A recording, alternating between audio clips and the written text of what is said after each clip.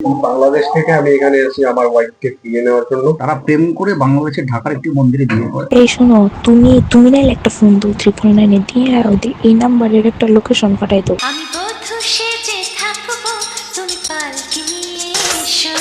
সিনেমার গান দিয়ে এই দম্পতির মিলন বিরহের গল্প শুরু করা হলো, কারণ তাদের বাস্তব গল্প দিয়ে যদি সিনেমা বানানো হয় তাহলে বাজি ধরে বলা যায় টাকা উঠে আসবে। প্রেমের পর বাবা মায়ের অমতে বিয়ে, জাতপাতের কারণে বিয়ের পর মেয়েকে ভুলিয়ে ভালিয়ে বাড়িতে আনা, একেবারে ফিল্মি কায়দায় অবৈধভাবে সীমান্ত পার করে ভারতে ঠেলে দেওয়া, স্ত্রীর কাছ থেকে উদ্ধারের আকুতি আসা, তারপর শত চেষ্টা করে ছেলেটির সেদেশে পৌঁছানো, কলকাতা হাইকোর্টে স্ত্রীকে ফিরে পাওয়ার আইনি যুদ্ধ, সব মিলে থ্রিলার রোমাঞ্চ ধাঁচের গল্প বাংলাদেশের এই নবদম্পতির। নিজেরা বিয়ে করার পর মেয়ের পরিবার ফোন দিয়ে আটে, তাদের মেনে নেওয়ার আশ্বাস দিয়ে মেয়েকে বাড়িতে নিয়ে যাওয়া হয়, অথচ নাটক শুরু হয় তারও আগে থেকে। বাড়ি থেকে স্বামীর ঘরে যাওয়ার স্বপ্নে বিভোর মেয়ে, অথচ পালকি নিয়ে তার আর আসার সুযোগ হয়নি। মেসেজ দেওয়ার সময় নাই, তুমি কই বাসায় নাকি? একটা মেসেজ তো দিল না। আর কি জানি মানে কালকে সকালে চলার রাস্তায় কলকাতা যেতেছি, আমি কি কোন বুঝতেছি না, বাসায় থেকে অনেক সুরাসুরি করতেছে। এখন ওরা বলতেছে কালকে চাইতে তোমার বাবা যে মামলা দিছে, এই মামলার লাগে অনেক সবাই পালাইতেছে আর কি। আমি বাবু মা রনো কালকে চলার রাস্তায় কলকাতা যাবো সকালে 8টায়। তবে সীমান্তের কাঁটাতার পেরিয়ে স্ত্রীকে ফিরে পেতে কলকাতায় পৌঁছে গেছেন অরিজিৎ সিং। তার স্ত্রী মমি সাহা এখন কলকাতার বিরাটি এলাকায় তাদের এক আত্মীয়ের বাসায় গৃহবন্দী।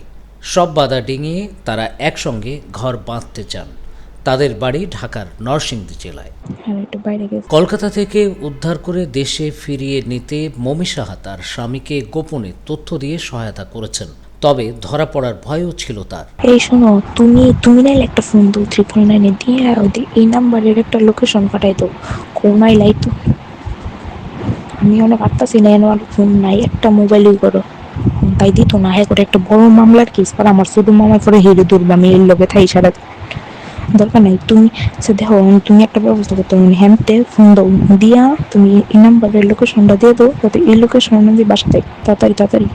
দে শোনো, হিগুত আছে, তোমরা নাইলে পুলিশ লইয়া ওখানে রওনা দিয়া লাও, যাতে ভোরের মধ্যে 3টার মধ্যে তোমরা এনে থাকো। মনে করো তোমরা এরপরও আইয়া বামুনবাড়িয়ার পুলিশ লইয়া তোমরা আইও, আমি তোমার ঠিকানাটা দিই। স্ত্রীকে ফিরিয়ে আনার জন্য অরিজিৎকে এখন কলকাতা কোর্টের বারান্দায় ঘুরতে হচ্ছে। 17 মার্চ হাইকোর্টে শুনানি হওয়ার কথা। বাংলাদেশ থেকে আমি এখানে এসেছি আমার ওয়াইফকে ফিরিয়ে নেওয়ার জন্য। আমার ওয়াইফকে ফিরে পাওয়ার আশায় এখানে আমি লিগ্যাল থ্রুতে ভিসা পাসপোর্ট করেই এখানে এসেছি। আমার ওয়াইফ এবং আমি এবং আমার ওয়াইফের পরিবার সবাই বাংলাদেশি সিটি। বর্তমানে তাকে রাখা হয়েছে কলকাতার উত্তর 24 পরগনার নিমতা থানার অন্তর্ভুক্ত এলাকা বিরাটি। সেখানে হচ্ছে তার পিসির বাসা, এবং এখানে তার পিসি উত্তম সাহা ও কলি সাহা, তারাও বাংলাদেশের সিটিজেন। তারা যৌথ নাগরিকত্ব ভোগ করছেন এবং কলি সাহা এখানে রয়েছেন 3-4 বছর ধরে। কলি সাহার হাজবেন্ড বাংলাদেশের পেশাগত দিক দিয়ে ওইখানে থাকছেন। ওইখানে গত প্রায় 2.5 মাস আগে ওনাকে বাংলাদেশে দেখা গেছে। এর মধ্যে আবার আমার ওয়াইফ আমাকে এটাও জানিয়েছে যে গত 2.5 মাস আগে তিনি বাংলাদেশে ছিলেন, কিন্তু গত 2 মাস আগে এখানে চলে এসেছে। কাঁটাতারের বেড়া পেরিয়ে ওনার এসআইআর হেয়ারিং আছে, হেয়ারিং অংশগ্রহণের জন্য বাংলাদেশ থেকে এখানে সে চাইছে বিদায়ী, তো আমি এখানে আসলাম, তাই না? সে আমাকে নিয়ে এসেছে, বলেছে বিদায়ী, তো আমি এখানে এসেছি। তাহলে আপনি একটা কথা ক্লিয়ারলি দেখুন, আমি থাকছি বাংলাদেশে, সেও বাংলাদেশে, তাকে বাংলাদেশ থেকে এখানে কাঁটাতারের বেড়া পেরিয়ে এখানে নিয়ে আসলো, ওকেও এখান থেকে নিয়ে এসেছে। হ্যাঁ, ও বাংলাদেশের সিটিজেন। তো আমাদের সম্পর্কটা ওর ফ্যামিলি মেনে নিচ্ছে না, আমাদের বিয়েটা ওর ফ্যামিলি মেনে নিতে পারছে না, যার কারণে মেয়েকে আমার থেকে আলাদা করার জন্য ওরা ওখান থেকে এখানে চলে এসেছে এবং মেয়েকেও এখানে কাঁটাতারের বেড়া দিয়ে এবারে নিয়ে চলে এসেছে। অরিজিৎ ও মমি সাহার মিলনের জন্য কলকাতা হাইকোর্টে লড়ছেন এই আইনজীবী। ঘটনার বিস্তারিত জানাচ্ছেন তিনি। এবং ঘটনাটা হচ্ছে যে বাংলাদেশি দুজনেই, স্বামী স্ত্রী দুজনেই বাংলাদেশি। তারা প্রেম করে বাংলাদেশের ঢাকার একটি মন্দিরে বিয়ে করে। দুজনেরই বয়স, দুজনেই তারা সাবালক সাবালিকা। কিন্তু স্ত্রীর মানে মেয়েটির বাড়ির থেকে এই বিয়েটি মেনে নেয়নি, যার ফলে বিয়ের 1 মাস পরে জোর করে ওই মেয়েটিকে ভারতে অবৈধভাবে নিয়ে চলে আসা হয়, কোনো রকম পাসপোর্ট ভিসা ছাড়া। আগরতলা বর্ডার দিয়ে তারা ভারতে আসেন এবং কলকাতায় ঢুকে নিমতা থানা এলাকার বিরাটির কৃষ্ণ জিয়গোপাল মন্দির পাড়ার কাছে তারই এক আত্মীয় পলিশাহা উত্তম সাহার বাড়িতে তারা আশ্রয় নেন। এই যে মেয়েটি এবং তার বাবা মা, মেয়েটিকে জোর করে আনা হয়। মেয়েটির বাবা মা দুজনে বাংলাদেশি, তাদের কোনো ডকুমেন্টস নেই এই দেশে, কাঁটাতার পেরিয়ে চলে আসলো অবৈধভাবে। যার বাড়িতে আশ্রয় নিল তারাও বাংলাদেশি, কিন্তু তাদের দ্বৈত নাগরিকত্ব, তারা বাংলাদেশেও থাকে, আবার তারা এদেশেও তাদের সমস্ত ডকুমেন্টস রয়েছে, তাদের আধার কার্ড ভোটার কার্ড রয়েছে। এই দেশে চলে আসার পরে যে বাংলাদেশি স্বামী অরিজিৎ সরকার, তাকে তার স্ত্রী মেসেজ করে জানায় যে কলকাতার এই বিরাটিতে তাকে আটকে রাখা হয়েছে এবং নিয়মিত তাকে অত্যাচার করা হচ্ছে, তাকে যেন এখান থেকে উদ্ধার করে। এই খবর পাওয়ার পরে অরিজিৎ বাংলাদেশ থেকে এদেশে আসে, ভিসা পাসপোর্ট নিয়ে বৈধভাবে এদেশে প্রবেশ করে এবং সে বিরাটির যে বাড়িতে স্ত্রীকে আটকে রেখেছে সেখানে সে আনতে যায় গত 4ই জানুয়ারি।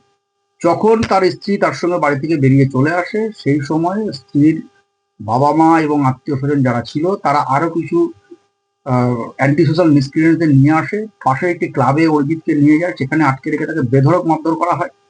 সেই অবস্থায় অরিজিৎ প্রাণ বাঁচাতে ওখান থেকে কোনো রকম ভাবে পালায়, পরবর্তীকালে হাসপাতালে চিকিৎসা করায় ওই দিনই, এবং তার পরবর্তীকালে একটু সুস্থ হওয়ার পরে সে লোকাল পুলিশের সাথে যোগাযোগ করে।